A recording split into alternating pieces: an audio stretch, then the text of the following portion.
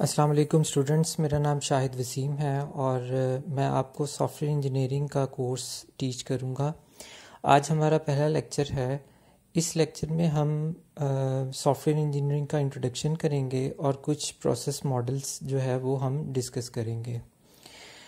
आज का जो हमारे ऑब्जेक्टिव्स हैं उसमें पहला ऑब्जेक्टिव ये है कि हम सॉफ्टवेयर इंजीनियरिंग का इंट्रोडक्शन देखेंगे, हम कौन सी बुक को फॉलो करेंगे और सॉफ्टवेयर इंजीनियरिंग करने के बाद यानी कि इस कोर्स को पढ़ने के बाद स्टूडेंट्स में क्या कैपेबिलिटीज़ आ जाएंगी। सेकंड हमारा ऑब्जेक्टिव है कि इस कोर्स को करने के बाद जो जॉब की मार्केट है उसमें स्टूडेंट्स क्या क्या टास्क परफॉर्म कर सकते हैं।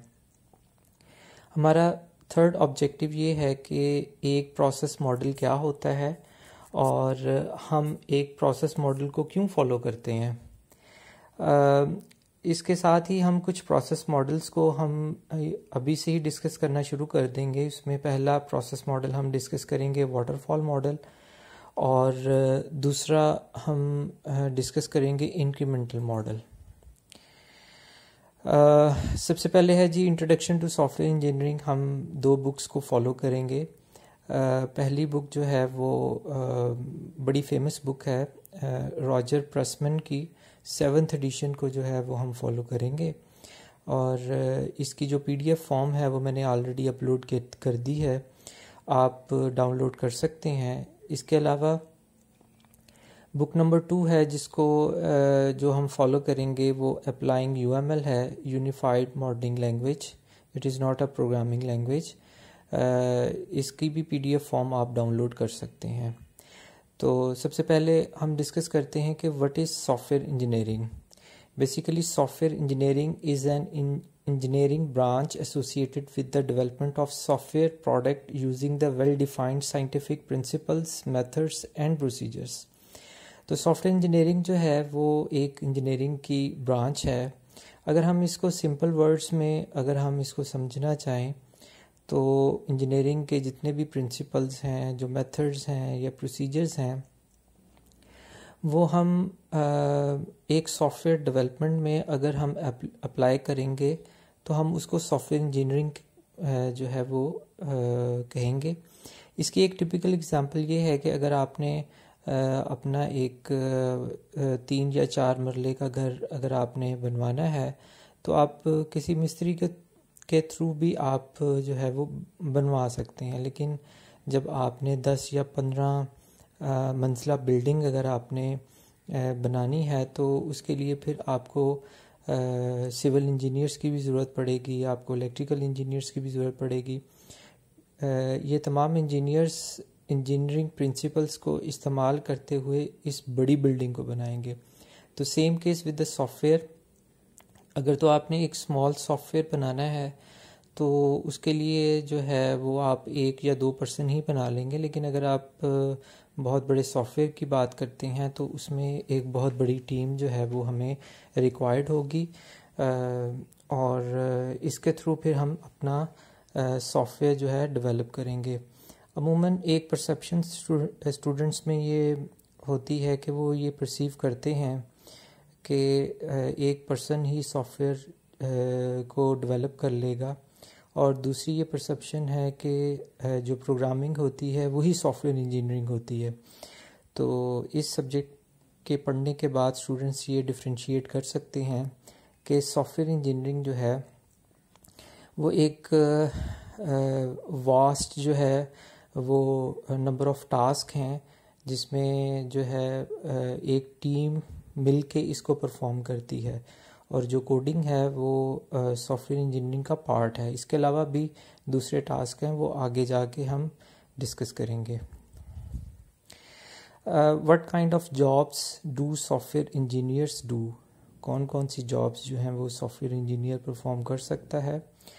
Software engineers creates many types of solution such as desktop applications वो बना सकता है। डेस्कटॉप एप्लीकेशंस वो होती हैं जो कि आपके कंप्यूटर्स पे रन करती हैं, उसको किसी इंटरनेट की ज़रूरत नहीं होती। जैसे MS वर्ड है या एक्सेल है या आपके कंप्यूटर में इंस्टॉल हो जाती है तो आप उसको जो है इस्तेमाल कर सकते हैं without any connectivity of the internet. इसके अलावा आप वेब एप्लीकेशंस भी बना सकते हैं। वेब एप्लीकेशंस वो एप्लीकेशंस होती हैं जो कि वेब से रिलेटेड हैं, जैसे आपकी यूनिवर्सिटी की वेबसाइट है, और इसके अलावा फेमस वेबसाइट्स हैं जैसे amazon.com हो गई, आपकी जो है वो eBay हो गई। तो there are so many websites available. इसके अलावा मोबाइल एप्लीकेशंस की डेवलपमेंट कर सकता है, गेम डेवलपमेंट कर सकता है, रोबोटिक्स में वो जा सकता है, ऑपरेटिंग सिस्टम्स जो है उसमें काफ़ी एप्लीकेशंस जो है वो परफॉर्म कर सकता है। इसके अलावा नेटवर्क सिस्टम्स में भी इसकी एप्लीकेशंस काफ़ी अवेलेबल हैं। जब भी हम सॉफ्टवेयर इंजीनियरिंग को पढ़ाते हैं तो इस इमेज के थ्रू हम पढ़ाते हैं। एक बहुत बड़ा कम्प्रिहेंसिव इमेज है। अगर आप इस इमेज को अंडरस्टैंड कर सकते हैं या कर लेंगे तो आपके लिए आसानी होगी सॉफ्टवेयर इंजीनियरिंग को समझने के लिए। यानी कि अगर आप इस इमेज को अंडरस्टैंड कर लेंगे, इट मींस दैट कि आप मोर और लेस सॉफ्टवेयर इंजीनियरिंग को एक इमेज के थ्रू ही आप अंडरस्टैंड कर लेंगे।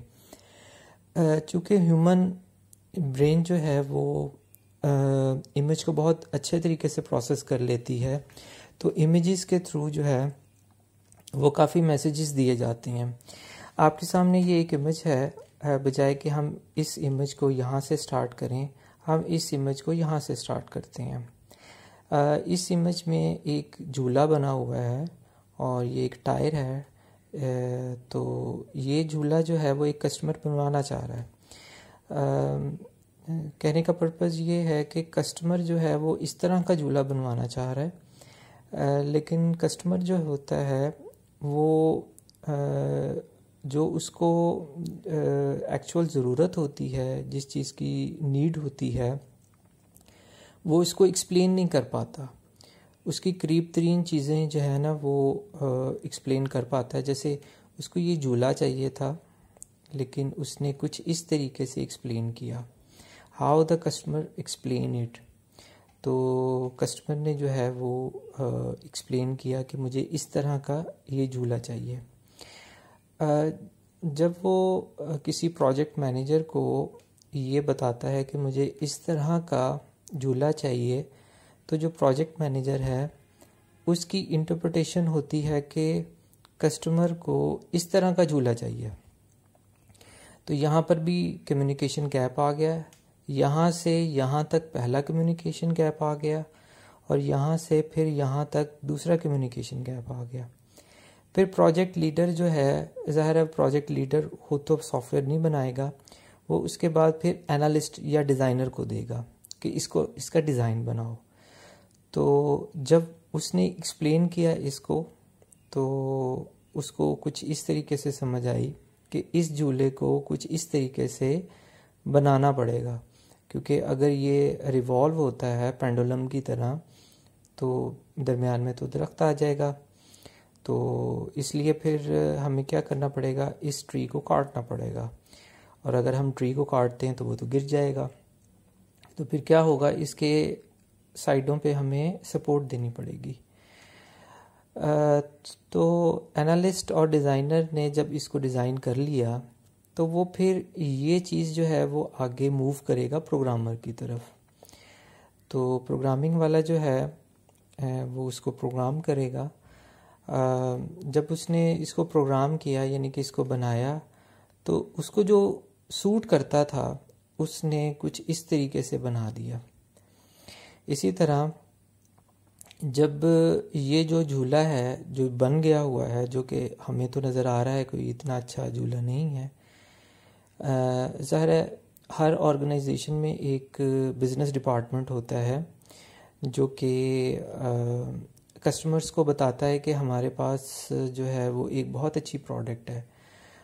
तो हमारे पास जो बिज़नेस एनालिस्ट है उसके पास जब ये इन्फॉर्मेशन मिलती है कि हम जी अपने कस्टमर को एक बहुत झूला जो है ना वो एक झूला जो है वो हम ऑफ़र कर रहे हैं, तो उसने ज़ाहिर है इसके अंदर बहुत अच्छे तरीके से जो है ना वो उसके अंदर फीचर्स ऐड कर दिए खुद से ही। कि हमारा झूला जो है वो बहुत कंफर्टेबल है, लेकिन इस प्रोजेक्ट की जो है वो डॉक्यूमेंटेशन नहीं हुई थी, और जब इसको ऑपरेट करने लगे तो वो भी ऑपरेट नहीं हो सका, क्योंकि हमारी प्रोडक्ट कुछ इस तरीके से थी। एडवर्टाइजमेंट हमने ऐसे की कि हमारा जो झूला है वो आउटस्टैंडिंग झूला है, और जब हमने कस्टमर को बिल बना के भेजा तो ये एक बहुत मॉडर्न झूले की तरह का बनाया कि जी इतनी ज़्यादा कॉस्ट हमने उसको बता दी कि जी हमने आपके लिए बहुत अच्छा जो है वो झूला बनाया। इसके अलावा जब हम प्रोडक्ट डिलीवर कर देते हैं तो उसकी फिर सपोर्ट भी जो है हमें after the delivery of the product हमें देनी पड़ती है, तो सपोर्ट भी हमने कुछ नहीं दी। तो बेसिकली अगर आप इसको ओवरऑल देखा जाए तो यहाँ पर कम्युनिकेशन गैप आ रहा है। कस्टमर को ये झूला चाहिए था, उसने ये एक्सप्लेन किया, इन्होंने ये अंडरस्टैंड किया, डिज़ाइनर ने कुछ इस तरीके से इसको डिज़ाइन किया, प्रोग्रामर ने कुछ इस तरीके से उसको बनाया, कंसल्टेंट ने उसको इस तरीके से डिस्क्राइब किया। तो मोर और लेस कम्युनिकेशन गैप, हर स्टेज पे कम्युनिकेशन गैप है।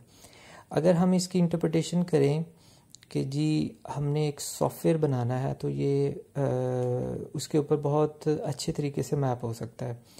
इसी तरह जब आप मार्केट में काम करते हैं तो जो कस्टमर होता है जिसने ये प्रोडक्ट इस्तेमाल करनी है, यानी कि आपका सॉफ्टवेयर जो है वो इस्तेमाल करना है, तो वो अपनी नीड को अच्छे तरीके से डिस्क्राइब नहीं कर पाता। जब वो अच्छे तरीके से डिस्क्राइब नहीं कर पाएगा तो ऑब्वियसली जो हमारे उधर एनालिस्ट होंगे वो भी अच्छे तरीके से अंडरस्टैंड नहीं करेंगे, और हमारी जो अल्टीमेट प्रोडक्ट होगी, जो सॉफ्टवेयर हम डिलीवर करेंगे, वो इतना इफ़ेक्टिव नहीं होगा। तो इस तरीके से जो है वो हम क्या करेंगे, इन प्रॉब्लम्स को हम नेक्स्ट स्लाइड्स में जो है वो इसका सलूशन देंगे कि हमें क्या क्या करना चाहिए। ये हमारे पास एक सॉफ्टवेयर डेवलपमेंट लाइफ साइकिल है कि किस स्टेज पे हमें क्या क्या करना पड़ेगा जिससे हम हाई क्वालिटी सॉफ्टवेयर को जो है वो बना सकें। तो पहली स्टेज तो होती है प्लानिंग की। दूसरा हम एनालिसिस करते हैं कि जो हमने प्लान किया उसको हम किस तरीके से एनालाइज कर सकते हैं। उसके बाद फिर हम डिज़ाइन बनाएंगे। डिज़ाइनिंग बेसिकली मॉडल्स होते हैं, वो आगे जाके हम डिस्कस करेंगे किस किस्म के मॉडल्स हैं, वो हम बनाएंगे। फिर उसकी इम्प्लीमेंटेशन होगी। इम्प्लीमेंटेशन का मतलब होता है कि इसकी कोडिंग होगी। तो कई स्टूडेंट्स के जहन में सॉफ्टवेयर जो है, सॉफ्टवेयर इंजीनियरिंग एक कोडिंग प्रोसेस है। तो कोडिंग जो है वो सिर्फ एक पार्ट है। जब आप कोडिंग कर लेंगे उसके बाद फिर हम टेस्टिंग की तरफ जाएंगे कि क्या हमारा प्रोडक्ट सही चल रहा है। अगर एरर्स हैं तो फिर हम जो है वो एरर्स रिमूव करेंगे, फिर उसको हम डिप्लॉय करेंगे और मेंटेनेंस की तरफ जाएंगे। मेंटेनेंस का मतलब है कि after the delivery of the software फिर हमें क्या करना पड़ेगा, हमें उसमें से एरर्स रिमूव करने पड़ेंगे, नई फंक्शनैलिटीज़ ऐड करनी पड़ेंगी। तो ये सारी चीज़ें मेंटेनेंस में आती हैं। जी, जेनेरिक प्रोसेस फ्रेमवर्क। तो प्रोसेस का मतलब जो होता है वो होता है, अगर हम उर्दू में देखें तो उसका मतलब होता है अमल करना। फ्रेमवर्क का मतलब होता है कि किसी ख़ास चीज़ के अंदर रह के हम कोई चीज़ें परफॉर्म करते हैं। तो generic process framework software engineering में हमारे पास ये वही चीज़ें हैं जो अभी मैंने डिस्कस की हैं। कम्युनिकेशन, सबसे पहले कम्युनिकेशन आती है। Communication involves communication among the customers and other stake holders. अब यहाँ पर एक वर्ड आ गया है स्टेक होल्डर। तो थ्रू आउट ज़्यादातर जो मैं यहाँ पर एग्जांपल्स जो है वो कोट करूँगा वो यूनिवर्सिटी की करूँगा ताकि स्टूडेंट्स को समझना आसान हो। तो स्टेक होल्डर्स का मतलब है कि ऐसे तमाम पर्सन्स जिसका ऑर्गेनाइजेशन में इंटरेस्ट होता है। तो अगर हम यूनिवर्सिटी की बात करते हैं तो यूनिवर्सिटी में कौन कौन से स्टेक होल्डर्स हैं।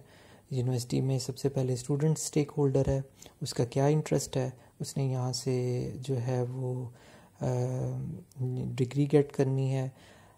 दूसरा ये है कि टीचर्स जो हैं वो भी एक स्टेक होल्डर हैं। तो टीचर्स को चूँकि सैलरी मिलनी है वो भी स्टेक होल्डर्स हो गए।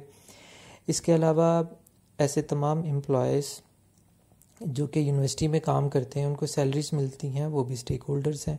तो स्टेक होल्डर्स इन वो तमाम पर्सन्स होते हैं जिसका ऑर्गेनाइजेशन में इंटरेस्ट होता है।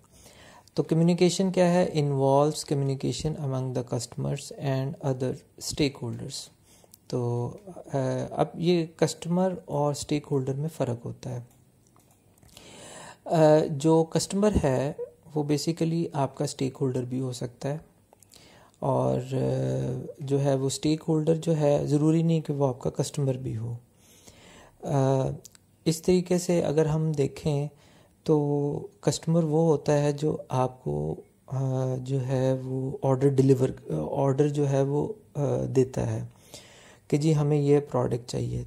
तो एक ऑर्गेनाइजेशन का ऑनर जो है वो आपका कस्टमर बन सकता है, क्योंकि उसने इस प्रोडक्ट को बनाना है, लेकिन ज़रूरी नहीं कि वो उस प्रोडक्ट को यूज़ भी करे। और बाकी जो स्टेक होल्डर्स होते हैं उसमें भी एंड यूज़र्स होते हैं। एंड यूज़र्स वो होते हैं जो अल्टीमेटली आपके प्रोडक्ट को इस्तेमाल करते हैं। तो कम्युनिकेशन जो है जो हम करेंगे कस्टमर्स और स्टेक होल्डर्स के दरमियान, तो ये हमारा पहला जो है वो पॉइंट होगा, वो हमारा पहला स्टेप होगा। इनकम्पासिस का मतलब है इंक्लूड करना, कवर करना, रिक्वायरमेंट गैदरिंग।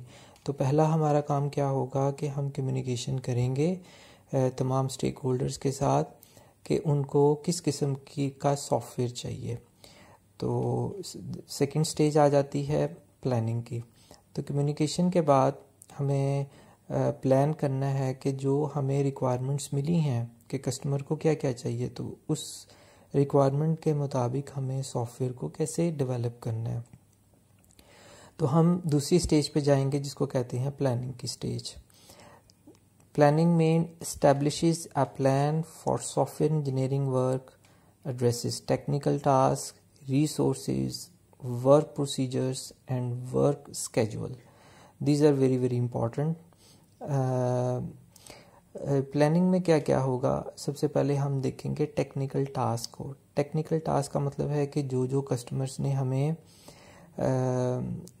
जो है वो अपनी रिक्वायरमेंट दी है उसके मुताबिक हमें अपने सॉफ्टवेयर में कौन कौन से मॉड्यूल्स बनाने हैं।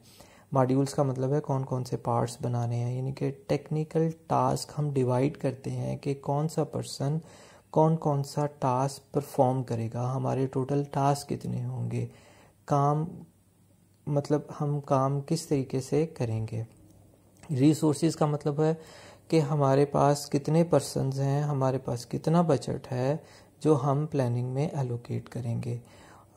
इसके अलावा वर्क स्केड्यूल, अगर आप सॉफ्टवेयर की डेडलाइंस नहीं रखेंगे तो ऑब्वियसली आपका प्रोडक्ट नहीं बनेगा। तो ये सारी चीज़ें प्लानिंग का पार्ट है। तो कम्युनिकेशन के बाद प्लानिंग होती है। प्लानिंग के बाद फिर हम इसको क्या करते हैं, इसके मॉडल्स बनाते हैं, इसका एनालिसिस करते हैं, इसका डिज़ाइन बनाते हैं। इनकम्पासिस द क्रिएशन ऑफ मॉडल्स। ये मॉडल्स कैसे बनते हैं एनालिसिस में, ये हम यूनिफाइड मॉडलिंग लैंग्वेज पढ़ेंगे नेक्स्ट लेक्चर्स में, वहाँ से आपको काफ़ी अंडरस्टैंडिंग हो जाएगी। उसके लिए एक प्रॉपर बुक 2 जो है UML की मैंने अपलोड की हुई है, उसमें से जो हम मॉडल्स बनाना सीखेंगे। Encompasses the creation of models. Models basically हमारे पास खाका होते हैं, चूँकि ह्यूमन ब्रेन जो है वो इमेजेस को बहुत अच्छे तरीके से प्रोसेस करता है। तो इन खाकों को हम बनाएंगे to better understand the requirements. के रिक्वायरमेंट्स को हम अच्छे तरीके से अंडरस्टैंड करने के लिए हम क्या करेंगे, मॉडल्स बनाएंगे एंड द डिज़ाइन, और ज़ाहिर है वो हम मॉडल्स के थ्रू डिज़ाइन बनाएंगे। नेक्स्ट हमारी स्टेज आ जाती है कंस्ट्रक्शन की। कंस्ट्रक्शन का मतलब होता है कि आपने अपने सॉफ्टवेयर की कोडिंग करनी है। अब कोडिंग और टेस्टिंग दोनों करनी है। Combines the code generation and testing to uncover the errors. तो कंस्ट्रक्शन में हम पहले कोडिंग करेंगे फिर उसकी टेस्टिंग करेंगे। तो हमारी लास्ट स्टेज होती है डिप्लॉयमेंट। डिप्लॉयमेंट का मतलब है कि एक्चुअली आप अपने सॉफ्टवेयर को अपने कस्टमर्स को जो है वो डिलीवर करते हैं। Involves the delivery of the software to the customers for evaluation and feedback. तो आप क्या करेंगे, अपने कस्टमर को ये जो है अपना सॉफ्टवेयर डिलीवर करेंगे, कस्टमर्स को कहेंगे कि आप इसके ऊपर काम करें, इसको एवेलुएट करें और इसका फीडबैक दें कि कहाँ कहाँ पर अगर एरर है या कहाँ कहाँ पर फंक्शनैलिटीज़ आपको रिक्वायर्ड हैं, वो आप हमें जो है वो इन्फॉर्म करें ताकि इस सॉफ्टवेयर में बेटरमेंट लाई जा सके। इसमें मॉडलिंग को हम थोड़ा सा डिस्कस कर लेते हैं कि सॉफ्टवेयर मॉडलिंग क्या है। सॉफ्टवेयर मॉडलिंग में help the software engineers to better understand the problem they will work to solve. तो मॉडल की जो पहला बेनिफिट ये होता है कि ये सॉफ्टवेयर इंजीनियर्स को ये जो है वो अंडरस्टैंड करना आसान होता है। ये अंडरस्टैंड करना क्यों आसान होता है? क्योंकि मॉडल्स जो है वो इन टर्म्स ऑफ इमेजेस हमारे पास आते हैं, तो इमेजेस ह्यूमन ब्रेन बहुत अच्छे तरीके से प्रोसेस कर लेता है, इसलिए जो है वो सॉफ्टवेयर इंजीनियर उसको अच्छे तरीके से अंडरस्टैंड कर लेते हैं। क्योंकि जिसने रिक्वायरमेंट गैदरिंग करनी होती है वो पर्सन अलहदा होता है, एनालिसिस करने वाला पर्सन अलहदा होता है, डिज़ाइन या तो उसी पर्सन की रिस्पॉन्सिबिलिटी होती है या कोई और पर्सन भी आप एलोकेट कर सकते हैं। इसके अलावा कोडिंग करने वाला पर्सन अलहदा होता है, टेस्टिंग करने वाला पर्सन अलहदा होता है, फिर आगे आप डिप्लॉयमेंट करते हैं और उसकी मेंटेनेंस में जाते हैं। तो हमारा तो सॉफ्टवेयर बनाने वाली कंपनी जो होती है उसके पास आफ्टर डिलीवरी एक पूरा स्टाफ होता है जो फिर उसकी मेंटेनेंस में के ऊपर काम करता है। तो मॉडलिंग का जो पर्पस है, जो पहला जो पर्पस है कि प्रॉब्लम को अच्छे तरीके से अंडरस्टैंड किया जाए, और अगर आप अच्छे तरीके से अंडरस्टैंड नहीं करते तो ये वही प्रॉब्लम्स होंगी जो हमने इमेज में देखा है कि कम्युनिकेशन गैप की वजह से हमारी जो प्रोडक्ट है वो ख़राब हो जाती है। Encompasses the set of tasks that lead to an understanding of what the business impact of the software will be. This is very very important. Business impact of the software will be what the customer wants and how end user will interact with the software. तो पहले इस line को हम देख लेते हैं कि आपके सॉफ्टवेयर आने से बिजनेस के ऊपर क्या इम्पेक्ट होगा। तो मैंने अभी आपसे कहा कि मैं थ्रू आउट यूनिवर्सिटी की एग्जांपल लूँगा ताकि उसको अंडरस्टैंड करना आसान हो कि अगर आपका एडमिशन प्रोसेस है जिसमें आप जो नए आने वाले स्टूडेंट्स हैं वो अपना एप्लीकेशन फॉर्म एडमिशन के लिए वो पहले सबमिट करवाते हैं, फिर उसको मैनुअली जो है वो प्रोसेस किया जाता है, फिर उसकी एंट्री टेस्ट की लिस्टें लगती हैं, तो इट विल टेक टाइम। अगर इसकी जगह हम सॉफ्टवेयर को इंट्रोड्यूस करवा देते हैं कि स्टूडेंट्स जो हैं, इनकमिंग स्टूडेंट्स जो हैं वो ऑनलाइन अप्लाई करें, तो हमारा सॉफ्टवेयर ही उसकी लिस्टें खुद ब खुद जनरेट कर देगा। तो इसका मतलब है कि आपके सॉफ्टवेयर आने से बिज़नेस पे क्या इम्पेक्ट हुआ कि यूनिवर्सिटी के जो रिसोर्सेज हैं वो कम इस्तेमाल हुए, आपका टाइम सेव हो गया, इसके अलावा जो है वो कन्वीनियंस हो गई। व्हाट द कस्टमर वांट्स, अब दो चीज़ें होती हैं, एक कस्टमर की वांट होती है, एक नीड होती है। वांट का मतलब ये होता है कि कस्टमर क्या चाहता है, नीड वो होती है कि उसके बगैर जो है वो चला नहीं जा सकता, जैसे पानी है, इसके अलावा हमारे पास फूड है, ये हमारी नीड होती है। और हमारी वांट्स क्या है, हमारे पास BMW होना चाहिए, हमारे पास बहुत अच्छा मोबाइल होना चाहिए, तो ये हमारी वांट्स में आती है। तो कोशिश करेंगे हम कस्टमर्स की सबसे पहले नीड को एड्रेस करें और फिर वांट्स को करें। And how the end users will interact with the software. End user का मतलब ये होता है कि वो तमाम पर्सन्स जिन्होंने आपकी सॉफ्टवेयर को जो है यूज़ करना है उसको हम एंड यूज़र्स बोलते हैं। नेक्स्ट है जी, uses a combination of text and diagrams to depict the requirements for data functions and behaviour. तो मॉडलिंग में हम क्या करेंगे, हम टेक्स्ट भी यूज़ करेंगे, डायग्राम्स को भी यूज़ करेंगे, और इन डायग्राम्स की मदद से हम देखेंगे कि हमारा डाटा फ्लो किस किस्म का आ रहा है, हमारा सॉफ्टवेयर बिहेवियर उसका हमारे सॉफ्टवेयर का बिहेव क्या होगा। तो ये हम सारी चीज़ें UML में पढ़ेंगे, जो कि हम आगे पढ़ने जा रहे हैं, वहाँ से काफ़ी आपको आइडिया हो जाएगा। Provides a relatively easy way to understand and review the requirements for correctness, completeness and consistency। अब इसने 3 चीज़ों की डिस्कशन की हुई है कि जब आप मॉडलिंग करते हैं, मतलब जब आप मॉडल्स बनाते हैं, डायग्राम्स बनाते हैं, उससे प्रॉब्लम को अंडरस्टैंड करना हमारे लिए आसान हो जाता है।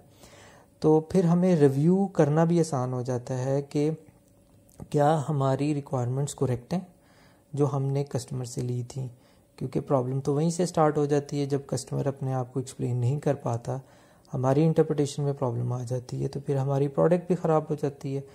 तो डायग्राम्स की मदद से हम जो है अपनी प्रोडक्ट की करेक्टनेस को भी चेक कर सकते हैं, क्या वो करेक्ट है, क्या वो कंप्लीट है, और क्या वो कंसिस्टेंसी है। तो कंसिस्टेंसी का मतलब होता है एक रबत में होना, मुस्तकिल मिजाजी होना। तो क्या इसके अंदर जो है वो कंसिस्टेंसी है कि नहीं है। अब हम बात करते हैं सॉफ्टवेयर डिज़ाइन की। तो सॉफ्टवेयर डिज़ाइन जो कि मॉडलिंग में हम इस्तेमाल करते हैं, bring together customers requirements, business needs and technical consideration to form the blueprint. Blueprint का मतलब होता है टेक्निकल ड्राइंग, जो अभी हमने बात की है कि जो हम रिक्वायरमेंट्स लेंगे उसको फौरी तौर पे हम उसके मॉडल्स बनाना शुरू कर देंगे। Creates a model that provides the detail about the software data structure, software architecture, interfaces and components that are necessary to implement the system। तो इन मॉडल्स की मदद से हम एक सॉफ्टवेयर की डेवलपमेंट करेंगे। इसको समझने के लिए मैं आपको एक और एग्जांपल देता हूँ कि जब एक ओवरहेड ब्रिज बनाते हैं तो क्या हमें ओवरहेड ब्रिज बनाने के बाद हम उसको चेक करते हैं कि ये सही बना है कि नहीं बना। इट विल कॉस्ट, अगर वो गलत बना होगा तो क्या करते हैं इंजीनियर्स पहले उसकी ड्राइंग बनाते हैं कि कहाँ से ये ओवरहेड ब्रिज स्टार्ट होगा, कहाँ पर ये जो है वो एंड होगा। तो ये जो ड्राइंग होती है वो बेसिकली मॉडल होता है। तो वो पहले से एनालाइज कर लेते हैं कि एक थ्रू ड्राइंग की कि वो किस तरीके से जो है वो ये जो है ओवरहेड ब्रिज बनेगा। तो इस ड्राइंग को हम सॉफ्टवेयर में भी बनाते हैं कि आपका जो सॉफ्टवेयर है वो एक्चुअली कैसे बनेगा। इसमें 3 चीज़ें होंगी। एक आर्किटेक्चरल डिज़ाइन है। आर्किटेक्चर का मतलब होता है कि उसका पूरा जो आप उसका स्केलेटन हो गया या उसका पूरा ढांचा, उसको कहते हैं architectural design. represents the structure of the data and program components that are required to build the software। तो सबसे पहले हम ड्राइंग में क्या करेंगे, एक पूरा हम जो है उसका एक बनाएंगे, एक खाका सा बनाएंगे एक, ताकि हमें पता लग जाए कि हमारा डाटा का क्या स्ट्रक्चर होगा और प्रोग्राम में कितने कितने कंपोनेंट्स होंगे। दूसरी है user interface design. User interface design वो डिज़ाइन होता है जिसमें एक एंड यूज़र यानी कि ह्यूमन जो है वो इंटरेक्ट करता है। जैसे ग्राफिकल यूज़र इंटरफेस है विंडोज़ का, तो वो किस तरीके से इंटरेक्ट करेगा। Creates an effective communication medium between a human and a computer. तो यूज़र इंटरफेस जो है वो इनफैक्ट आपने ग्राफिकल यूज़र इंटरफेस वो भी जो है उसके भी मॉडल्स बनेंगे। इसमें क्या होगा, identifies the interface objects and action and then create a screen layout that forms the basics for user interface prototype. यहाँ पर एक वर्ड हमने इस्तेमाल किया हुआ है प्रोटोटाइप का। इसको भी जो है हम डिस्कस करेंगे। प्रोटोटाइप बेसिकली स्केच होता है। तो हम मॉडल्स की मदद से हम क्या करेंगे, हम देखेंगे कि एक ह्यूमन आएगा और वो अगर किसी बटन को क्लिक करेगा तो हम बटन जो है वहाँ पर डिस्प्ले करेंगे, और अगर उसने किसी ड्रॉप डाउन मेन्यू को क्लिक करना है तो ड्रॉप डाउन मेन्यू का वहाँ पर हम जो है वो करेंगे। इसको हम कहते हैं प्रोटोटाइप, जो बेसिकली आपको नज़र आ रही होती है कि किस तरीके से जो है वो ग्राफिकल यूज़र इंटरफेस जो है वो आप इंटरेक्ट करेंगे। तीसरी चीज़ आ जाती है component level design. Component level design mean define the data structure. Data structure है कि आपका डाटा जो है किस फॉर्म में पड़ा होगा। दूसरा है कौन कौन से एल्गोरिदम्स आप इस्तेमाल करेंगे। इंटरफेस के करैक्टरिस्टिक्स क्या हैं, आपका जो इंटरफेस है उसकी क्या क्या खसूसियात हैं। And communication mechanism allocated to each software components. तो कम्युनिकेशन, एक ह्यूमन ने सॉफ्टवेयर के साथ कम्युनिकेट करना है, उसे काम लेना है, तो वो कौन कौन सा मैकेनिज़्म होगा। तो ओवरऑल अगर हम इसको समराइज़ करें तो सॉफ्टवेयर डिज़ाइन जो है वो बेसिकली हमने मॉडल्स बनाने हैं, हमने खाके बनाने हैं, हमने स्केच बनाने हैं ताकि प्रॉब्लम्स को अच्छे तरीके से अंडरस्टैंड कर सकें, और एक ह्यूमन जो है वो किस तरीके से इसके साथ इंटरेक्ट करेगा। अब हम आते हैं, बात करते हैं ट्रेडिशनल प्रोसेस मॉडल्स की तरफ। तो ट्रेडिशनल प्रोसेस मॉडल्स में सबसे पहले हम पढ़ते हैं वाटरफॉल मॉडल। तो सबसे पहले हम देखते हैं जी प्रोसेस मॉडल क्या होता है। प्रोसेस का मतलब अमल होता है, मॉडल का मतलब होता है खाका बनाना। तो हम एक खाका बनाने से जो है या मॉडल के थ्रू हम किस तरीके से अपने आप को एग्जीक्यूट कर सकते हैं, अमल कर सकते हैं। तो सॉफ्टवेयर बनाने के लिए हमारे पास कोई ना कोई प्रोसेस मॉडल हम उसको फॉलो करते हैं। There are so many process models available. हम वन बाय वन करके प्रोसेस मॉडल्स को डिस्कस करेंगे।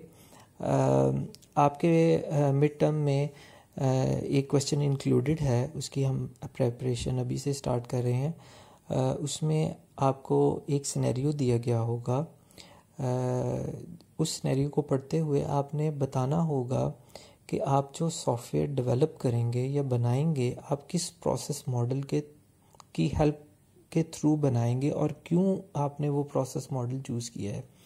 तो हमारे पास तो कई प्रोसेस मॉडल्स हैं, हर प्रोसेस मॉडल के फ़ायदे भी हैं, नुकसानात भी हैं।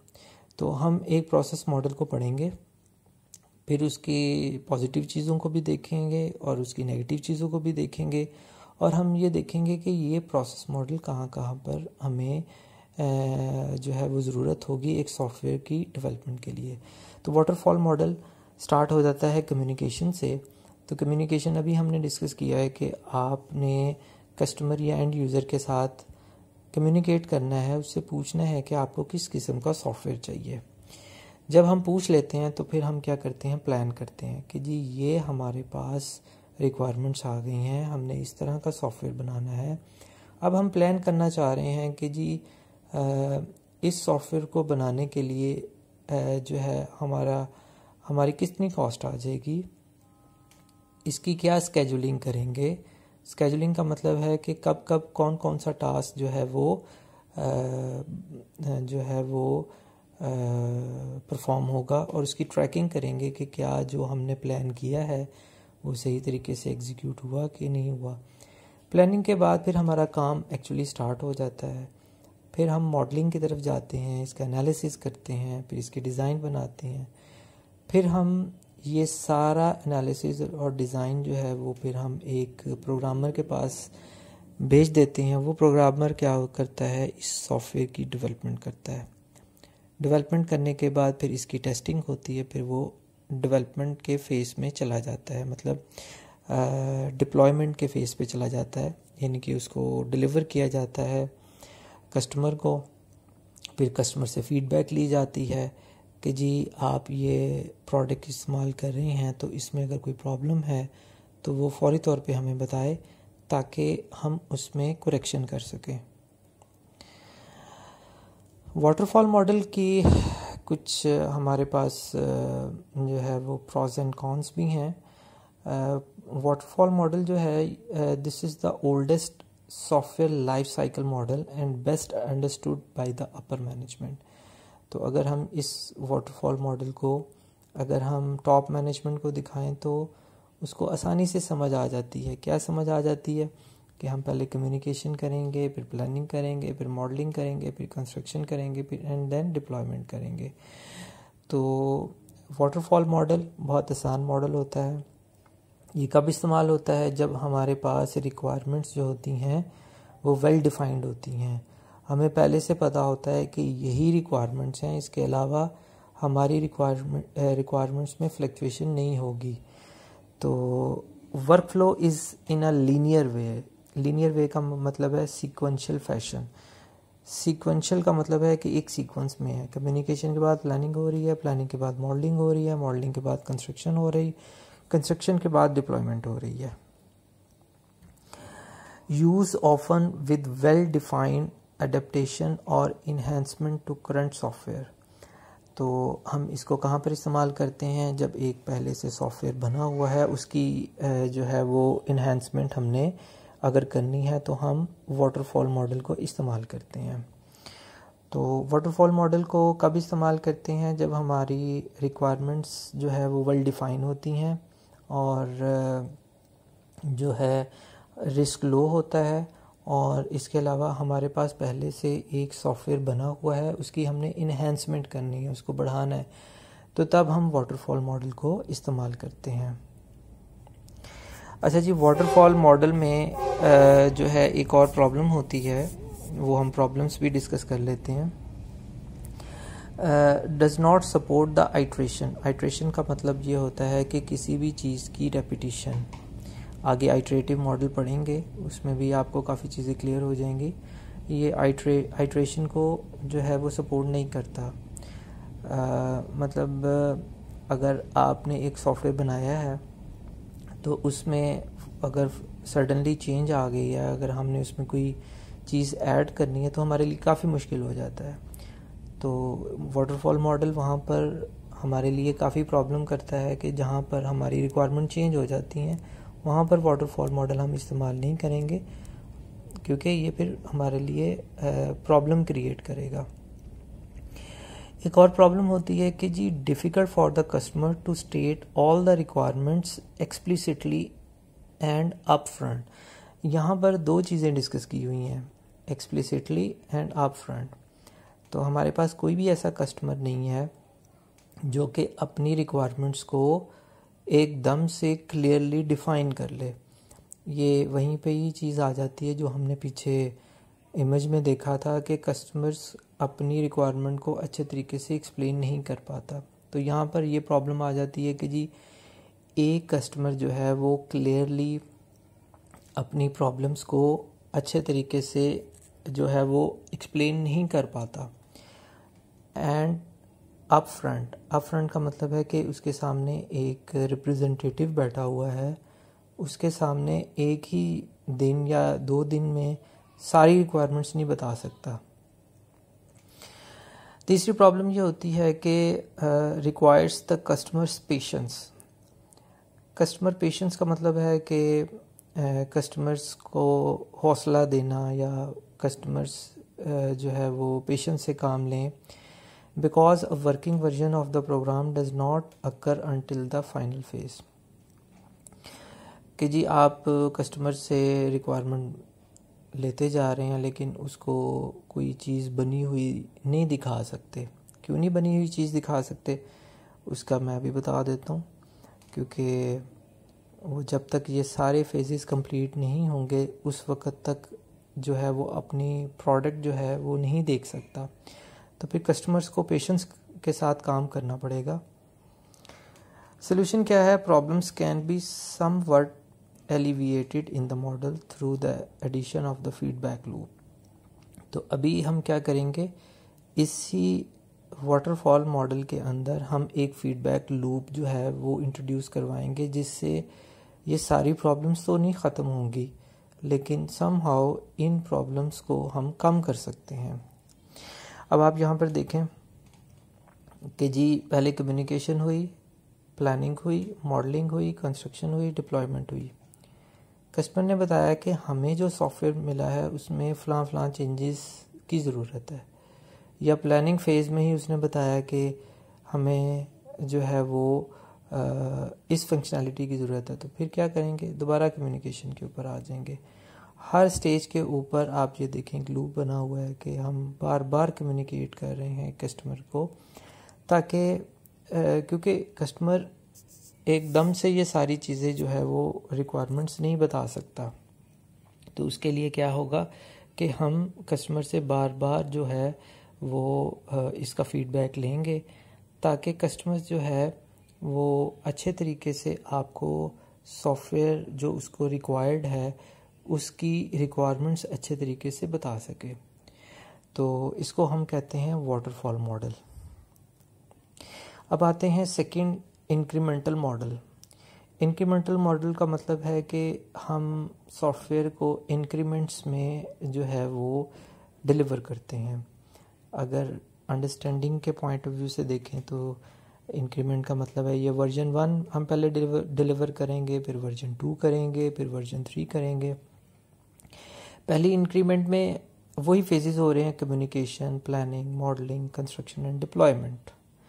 तो पहली इंक्रीमेंट जो है यानी कि पहला वर्जन जो सॉफ्टवेयर का होगा वो उसके अंदर क्या होगा, सॉफ्टवेयर की जो बेसिक जो एक कस्टमर है उसकी जो बेसिक नीड है, जो बहुत ज़्यादा ज़रूरी फंक्शनैलिटीज़ है वो हम डिलीवर करेंगे। अच्छा, तो इसके साथ साथ पैरेलल हम उसी सॉफ्टवेयर के वर्जन 2 पे भी काम करेंगे, उसमें भी वही फेजेस आएंगे। तो पहली इंक्रीमेंट में हमने सॉफ्टवेयर को डिलीवर कर दिया।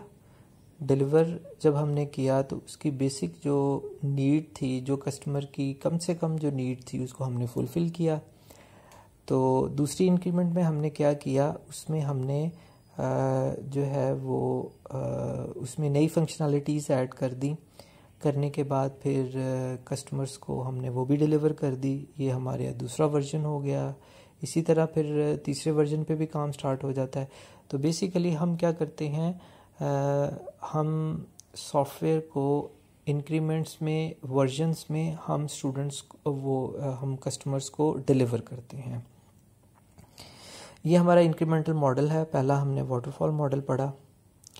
अच्छा जी, इंक्रीमेंटल मॉडल जो है वो कब इस्तेमाल करते हैं, कब हमें इस्तेमाल करना चाहिए? Used when requirements are well understood.